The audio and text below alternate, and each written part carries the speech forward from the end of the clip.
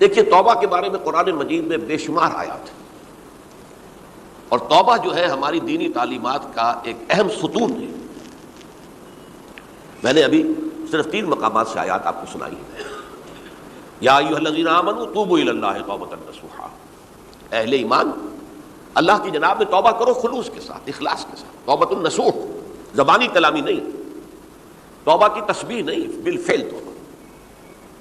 عسیٰ ربکم ان یکفر عنکم سیئاتکم، امید ہے تمہارا رب تمہاری برائیوں کو تم سے دور کر دے گا۔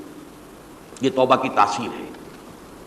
اگر آپ کے اخلاق اور کردار میں کوئی غلط شے شامل تھی، اللہ تعالیٰ آپ کے کردار کے دامن کو دھو دے گا، اور آپ کے اعمال نامے میں اگر دھبے لگے ہوئے تھے تو اللہ تعالیٰ ان دھبوں کو بھی دھو ڈالے گا۔ عسیٰ ربکم ان یکفر عنکم سیئاتکم ویدخلکم جنات تجری من تحتہا الانہار، اور تمہیں داخل کرے گا ان باغات میں جن کے دامن میں ندیاں بہتی ہوں۔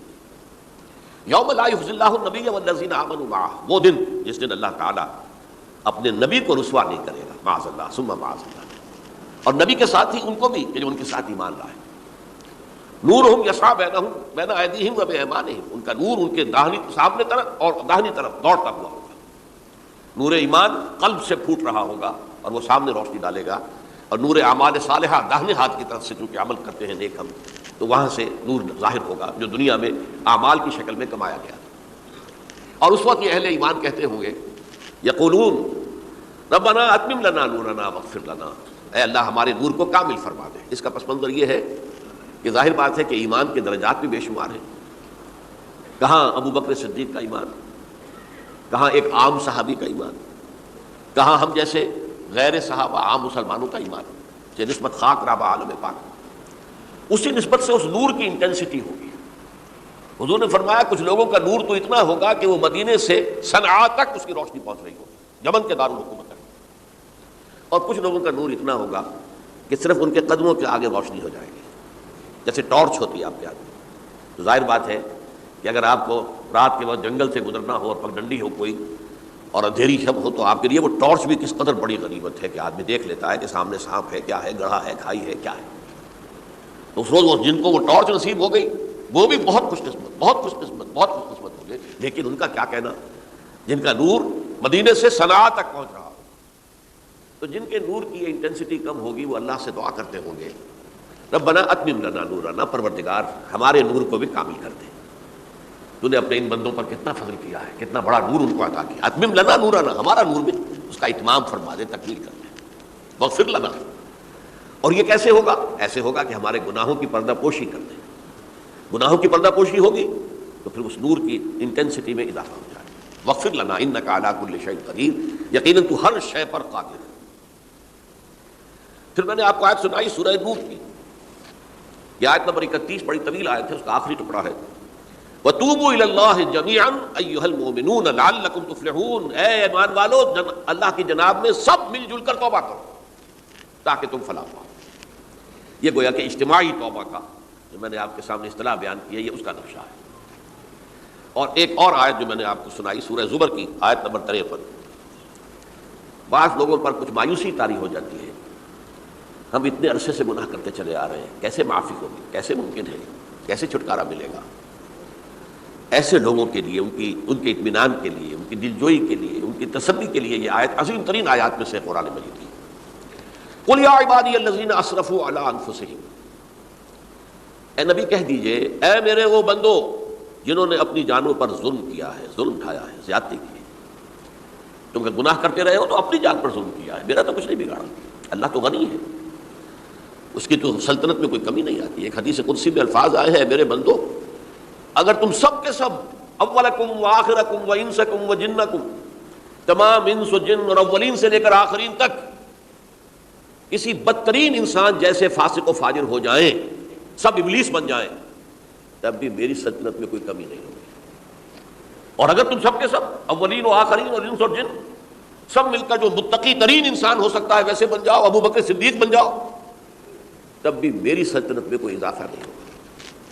تو اللہ تعالیٰ کا تو کچھ بگڑتا نہیں ہے، انسان گناہ کرتا ہے تو اپنا نقصان کرتا ہے۔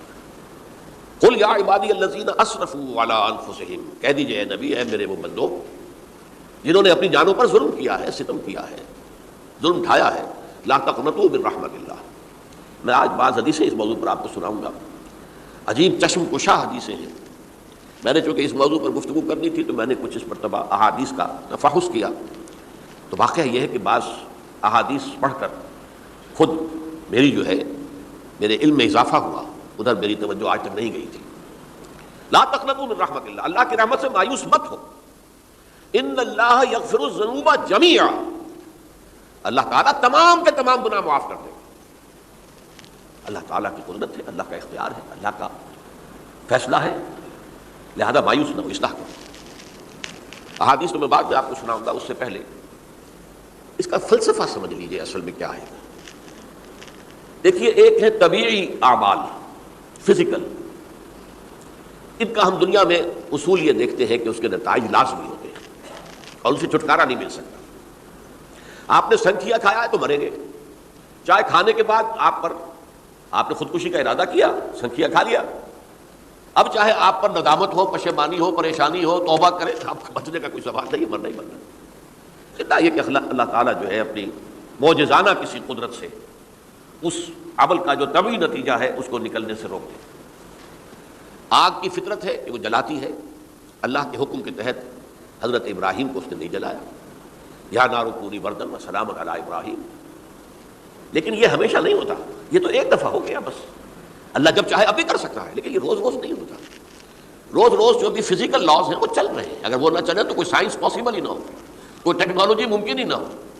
یہ تو ان فزیکل کیمیکل لاز جو ہیں ان کا دوام ہے کہ جس کی وجہ سے یہ ساری سائنس اور ٹیکنالوجی اب کہاں سے کہاں پہنچ رہی ہے کہ عروج آدم خاکی سے انجم سہمے جاتے ہیں کہ یہ ٹوٹا ہوا تارا کہیں مہی کامل نہ بن جائے. تو یہ توبہ جو ہے فزیکل اعمال میں مفید نہیں ہے. چاہے آپ پر یہ احساس میں کیا کر بیٹھا، کیا میں نے کیا، کیوں میں نے کھا لیا یہ سب کیا، وہ تو اب اثر کرے. جو اخلاقی اعمال ہیں ان کا قانون یہ نہیں ہے. اخلاقی اعمال کے نتائج ختم ہو جاتے ہیں توبہ کے ساتھ. یہ ایک بہت بڑا قانون ہے، بہت بڑا قانون. ایسا نہیں ہے کہ کسی گناہ سے انسان کی فطرت میں کوئی ایسی مستقل کجی واقع ہو جائے کہ جس کی اصلاح کی کوئی صورت ہی نہ ہو. یہ نہیں ہے. بڑے سے بڑے گناہ، بڑے سے بڑے گناہ توبہ کرو، خلوص دل سے کرو. جو اس کے اصول ہیں، جو اس کے قواعد ہیں، جو اس کے ضوابط ہیں، جو اس کی شرائط ہیں، ان کو پورا کرو. تو بڑے سے بڑے اعمال، برے سے برے اعمال، میں حدیثیں آج آپ کو سناؤں گا، حیران کو. کیونکہ عام طور پر یہی ہوتا ہے کہ مواعظ میں چونکہ لوگوں کو اصلاح کی ترغیب دلانی ہوتی ہے تو وہ جو انذار کا پہلو ہے اسے زیادہ نمایاں کیا جاتا ہے. اللہ کی طرف سے شدید ذو انتقام، اللہ انتقام دینے والا ہے، اللہ سزا دینے والا ہے. لیکن یہ دوسرا پہلو جو ہے وہ بھی اپنی جگہ پر بہت اہمیت کا حامل ہے کہ طبیعی اعمال کے نتائج اور عواقب اور اخلاقی اعمال کے نتائج و عواقب یہ ایک جیسے نہیں ہیں. اب اس معاملے میں تاریخ مذاہب عالم میں جو بہت بڑی غلطی ہوئی، تورات میں حضرت آدم اور حوا علیہ السلام سے جو غلطی اور خطا ہو گئی تھی، آپ اندازہ کیجئے کیا مقام اللہ نے عطا کیا تھا. سارے فرشتوں کو ان کے سامنے سجدہ کروا دیا تھا اور ایک ہی حکم تو دیا تھا نا کہ اس درخت کے قریب نہ جانا. اور تو ابھی کوئی شریعت نہیں تھی، کوئی لمبے چوڑے احکام نہیں تھے. کھاؤ جہاں سے چاہو، اس ایک درخت کے پیچھے پاس نہ جانا. وَلَا تَقْرَبَا هَٰذِهِ الشَّجَرَةَ فَتَكُونَا مِنَ الظَّالِمِينَ. اور وہی کام کر بیٹھے حضرت آدم اور حضرت حوا علیہ السلام. کتنا بڑا گناہ، کتنا بڑا گناہ، کتنا بڑا گناہ. لیکن قرآن نے وضاحت کر دی کہ آدم نے توبہ کی، اللہ نے معاف کر دیا.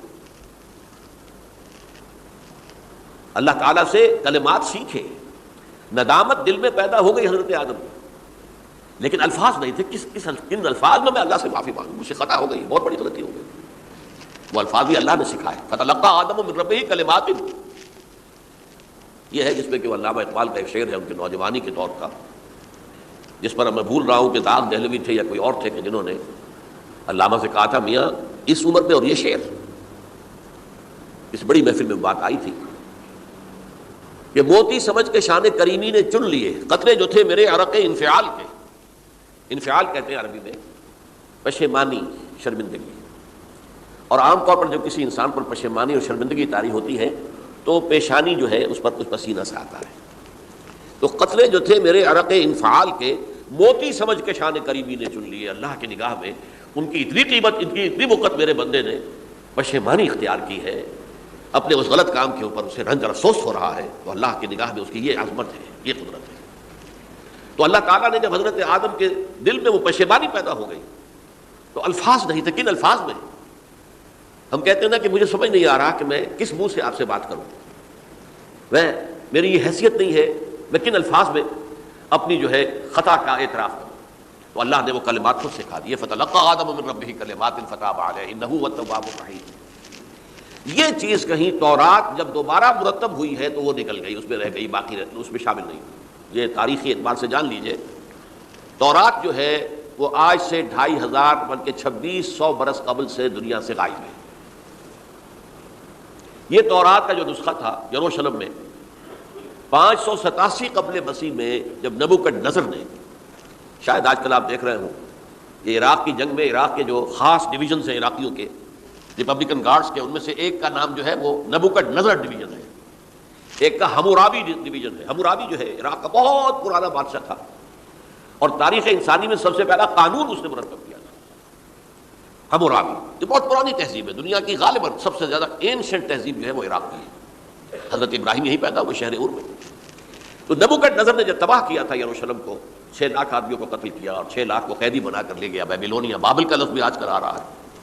کسی زمانے میں وہ عظیم شہر تھا دنیا کا، اب وہ معمولی سا شہر رہ گیا ہے، نئے شہر بڑھ گئے۔ تو اس وقت سے اس نے جب یروشلم میں جو ہیکل سلیمانی حضرت سلیمان کی بنائی ہوئی مسجد تھی اس کو جب گرایا ہے، اس کے بعد سے وہیں پر وہ نسخہ رکھا ہوا تھا تورات کا، پھر دنیا میں وہ نسخہ اب نہیں ہے۔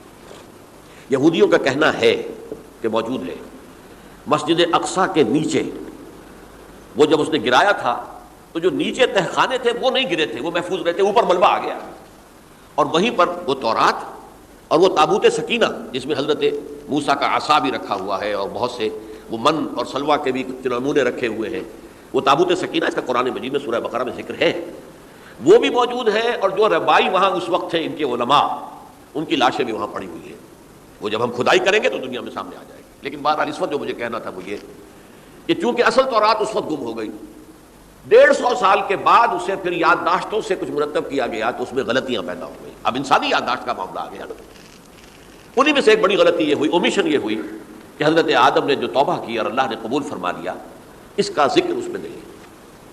اس سے نتیجہ عیسائیوں نے کیا اختیار کیا کہ وہ اوریجنل سن کہتے ہیں اسے، وہ جو ابتدائی گناہ تھا عظیم جو ہمارے جد امجد آدم سے سرزد ہوا تھا، اس گناہ کا اثر جو بھی بچہ نسل آدم میں پیدا ہوتا ہے وہ لے کر آتا ہے۔ یہ زمین و آسمان کا فرق ہے۔ اسلام کے نزدیک ہر بچہ جو پیدا ہوتا ہے وہ معصوم ہے بلکہ مسلم ہے۔ کل مولود یولد علی الفطرہ، جو بھی بچہ پیدا ہوتا ہے وہ فطرت اسلام پر پیدا ہوتا ہے۔ فابواہ یحودانہ او یمجسانہ او ینصرانہ، یہ تو والدین ہیں اس کے جو اسے مجوسی یا عیسائی یا یہودی بنا لیتے ہیں، ورنہ وہ تو مسلمان ہوتا ہے، فطرت کی کلین سلیٹ لے کر آتا ہے۔ عیسائیت کہتی ہے ہر انسان جو پیدا ہوتا ہے بنیادی طور پر گناہگار ہے، اپنے جد امجد کے گناہ کا بوجھ لے کر آ رہا ہے۔